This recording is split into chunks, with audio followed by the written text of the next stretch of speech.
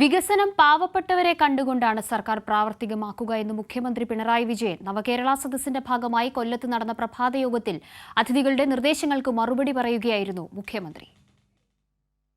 കശുവണ്ടി തൊഴിലാളി മുതൽ അധ്യാപകർ, ഡോക്ടർ, വ്യവസായികൾ, സാമൂഹ്യ പ്രവർത്തകർ, കർഷകർ, കുട്ടിയെ തട്ടിക്കൊണ്ടുപോയ പ്രതികളുടെ രേഖാചിത്രം വരച്ച ഷജീഷും സ്മിതയും, ട്രാൻസ്ജെൻഡർ കൽപ്പന വരെ മുഖ്യമന്ത്രിയോടൊപ്പം പ്രഭാതയോഗത്തിൽ പങ്കെടുത്തു. കേരളത്തിലെ ക്ഷേമ പദ്ധതി കൊണ്ട് ഒരു നഷ്ടവും സംഭവിച്ചിട്ടില്ല.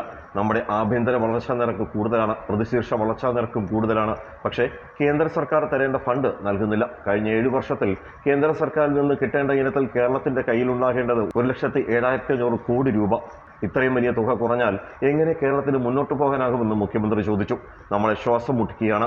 65 ലക്ഷം പേർക്ക് എന്തിനാണ് 1,600 രൂപ വീതം മാസം ക്ഷേമ പെൻഷൻ നൽകുന്നതെന്ന് കേന്ദ്ര ധനമന്ത്രി നിർമ്മലാ സീതാരാമനും ചോദിക്കുന്നുവെന്ന് മുഖ്യമന്ത്രി ചൂണ്ടിക്കാട്ടി. കൊല്ലം ബിഷപ്പ് പോൾ മുല്ലശ്ശേരി ഉന്നയിച്ചതും സർക്കാർ ഉദ്ദേശിക്കുന്നതും ഒന്നാണെന്ന് മുഖ്യമന്ത്രി പറഞ്ഞു.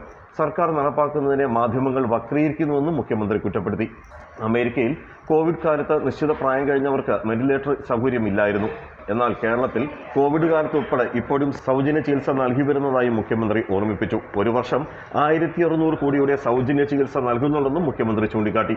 വ്യവസായ രംഗത്ത് ബഹിരാഷ്ട്ര കുത്തകൾ കടന്നു വരുന്നത് തൊഴിൽ സാധ്യത വർദ്ധിപ്പിക്കുന്നു. നല്ലൊരു വ്യവസായ അന്തരീക്ഷം കേരളത്തിൽ രൂപപ്പെട്ടു. മഴവിൽ പദ്ധതി പൂർണ്ണമായും നടപ്പിലാക്കണമെന്നും ട്രാൻസ്ജെൻഡർ കൽപ്പന യോഗത്തിൽ അഭ്യർത്ഥിച്ചു. തീരമേഖലയിലെ തീരനിയമം മൂലമുള്ള പ്രശ്നങ്ങളും പട്ടയ പ്രശ്നവും യോഗത്തിൽ ഉന്നയിക്കപ്പെട്ടു.